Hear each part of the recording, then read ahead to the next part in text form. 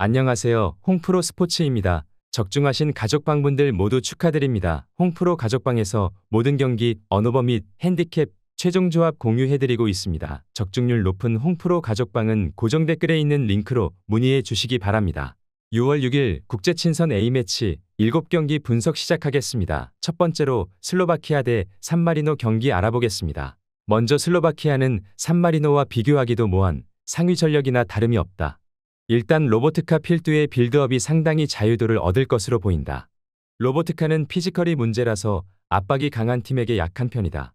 다만 산마리노의 경기 플레이 자체가 상당히 웅크릴 가능성이 높다는 점이 포인트가 될 것이다. 공격진의 무게감이 동급의 전력과 비교하면 하위권이라고 하더라도 산마리노와 비교할 것은 아니라고 본다. 이어서 산마리노는 지브롤터보다는 나은 모습이다. 5실점 이상의 기록은 없었는데 그럼에도 20점이 넘는 실점을 면하지 못했던 것은 사실이다. 최근에는 세인트키츠를 상대로도 1무 1패로 부진한 모습을 보여주기도 했다. 덴마크와 카자흐스탄, 핀란드 같은 전력을 상대로도 연속 득점을 기록하는 모습을 보여주기도 했지만 일단 산마리노가 공격에서 무엇을 보여줄 수 있다는 기대 자체가 적은 편이기도 하다. 슬로바키아가 어려움이 크지 않을 것으로 보인다. 일단 상대가 웅크리는 것 말고는 보여줄 수 있는 게 없는 상태다. 그나마 동전력과 비교하면 공격진의 무게감이 떨어지는 것은 사실이라고 하더라도 산마리노와 비교하면 전력에서 큰 우위다. 로보트카 위주의 1차적인 빌드업이 상당히 날개를 다는 매치가 될 것으로 보인다. 슬로바키아 승리를 추천합니다. 두 번째로 덴마크 대 스웨덴 경기 알아보겠습니다. 먼저 덴마크는 일단 예선 1위를 차지하기는 했는데 전반적인 경기력이 좀 밋밋한 모습이다. 실제로 페르제도에게 승리한 것도 전력 차이를 생각하면 상당히 부진한 모습이었다. 호일룬이 유로 예선에서 좋기는 했지만 그 나머지 공격진들은 소속팀에서도 결정력 문제로 인해서 비판을 좀 듣는 편이다. 키에르와 에릭센 같은 주요 선수들도 나이가 있기에 기동성을 살려 플레이를 하는 것도 어려워 보이는 게 사실이다. 이어서 스웨덴은 아예 예선에서 탈락하고 말았다.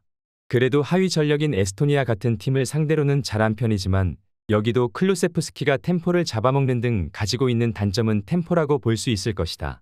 사실 경기력에서도 기복이 상당한 편인데 원정에서는 아제르바이잔에게 패하는 등 전력이나 경기력 자체가 선수들의 이름값에 걸맞지 않는 모습을 보이기도 했다.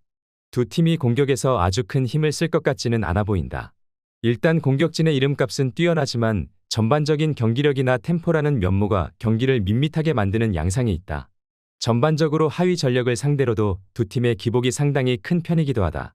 무승부를 추천합니다. 영상은 잘 보고 계신가요?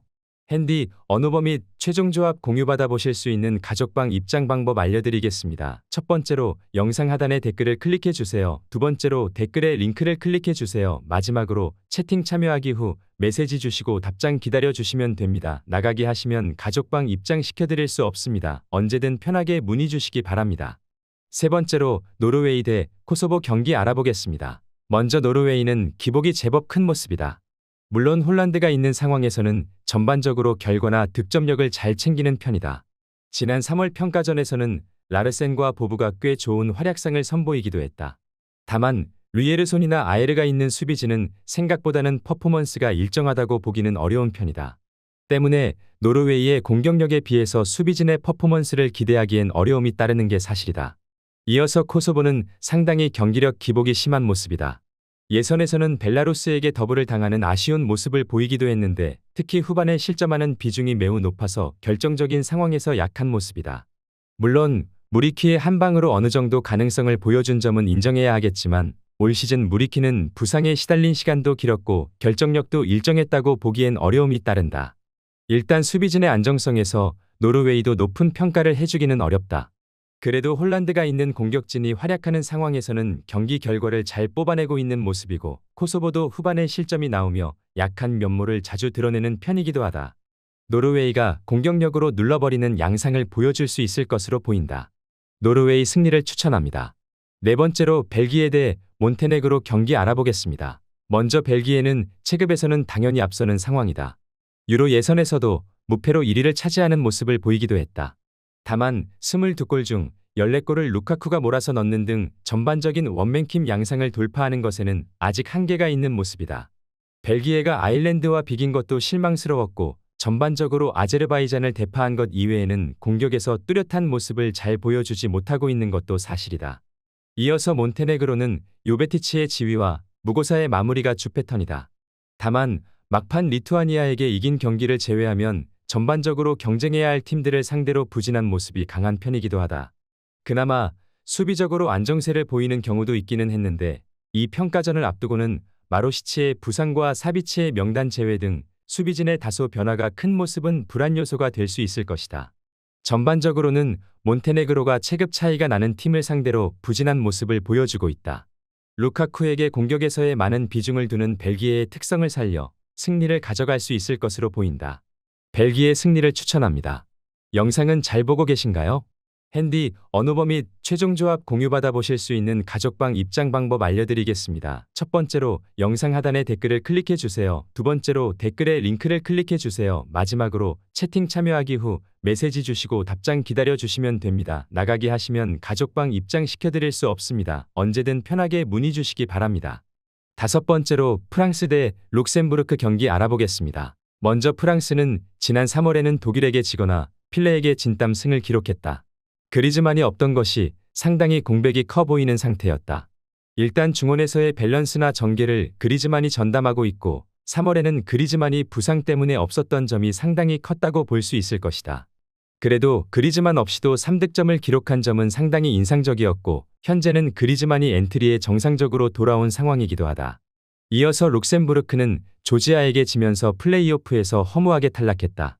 예선전에서도 전력이 많이 올라온 모습을 보여주기도 했지만 전력이 전성기에 비해 많이 떨어진 아이슬란드나 보스니아 정도를 제외하면 확실히 압도한 경기는 많이 없었다. 특히 포르투갈에게는 9골을 허용하고 지는 등 아직은 유럽 상위 레벨 팀들과의 대결에서는 한계를 보이기도 했다.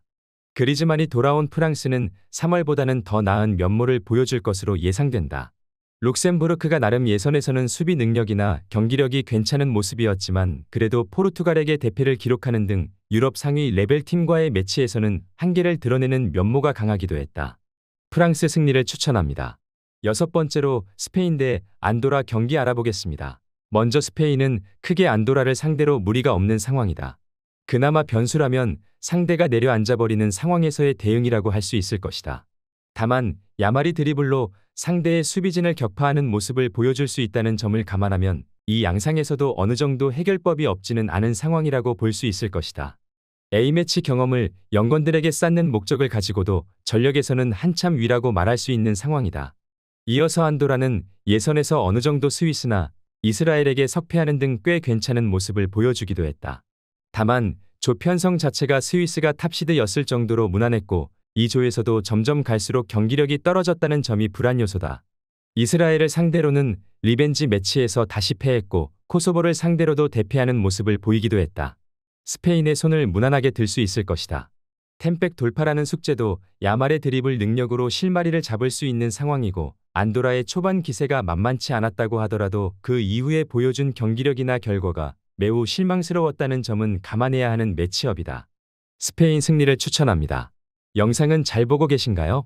핸디, 언어버 및 최종 조합 공유받아 보실 수 있는 가족방 입장 방법 알려드리겠습니다. 첫 번째로 영상 하단에 댓글을 클릭해 주세요. 두 번째로 댓글에 링크를 클릭해 주세요. 마지막으로 채팅 참여하기 후 메시지 주시고 답장 기다려 주시면 됩니다. 나가기 하시면 가족방 입장 시켜드릴 수 없습니다. 언제든 편하게 문의 주시기 바랍니다. 일곱 번째로 멕시코 대 우루과이 경기 알아보겠습니다. 먼저 멕시코는 전반적으로 득점력에서의 기복이 심한 모습이다. 특히 홈이 아닐 경우에는 온두라스에게도 무득점으로 져버리는 모습을 보이기도 했다. 사실 우루과이가 상당히 파격적인 엔트리를 구축한 것은 감안해야 할 수도 있는데 그럼에도 우루과이가 보여주는 수비와 끈끈함이라는 점을 멕시코도 무시하기는 어려운 상황인 건 사실일 것이다. 이어서 우루과이는 월드클래스로 평가를 받는 선수들을 대거 제외하고 나왔다. 일단 평가전에서는 영건들의 실험 위주로 플레이를 할 생각으로 보인다. 아직은 손발이 안 맞기에 공격에서 아쉬운 모습을 드러내기도 했는데 그럼에도 에너지 레벨을 살려서 상대의 전진을 막아세우는 퍼포먼스는 어느 정도 긍정적인 면모로 볼 수 있을 것이다. 일단 우루과이의 엔트리가 상당히 파격적으로 점다. 아직 공격진에서의 역량을 신뢰하기에는 무리일 수 있겠지만 그래도 비엘사 감독의 활동량 위주 플레이로 버티는 모습에는 상당히 높은 점수를 줄 수 있을 것이다. 멕시코도 전반적인 득점력에서의 기복이 심하다는 점은 감안해야 하는 경기다. 무승부를 추천합니다.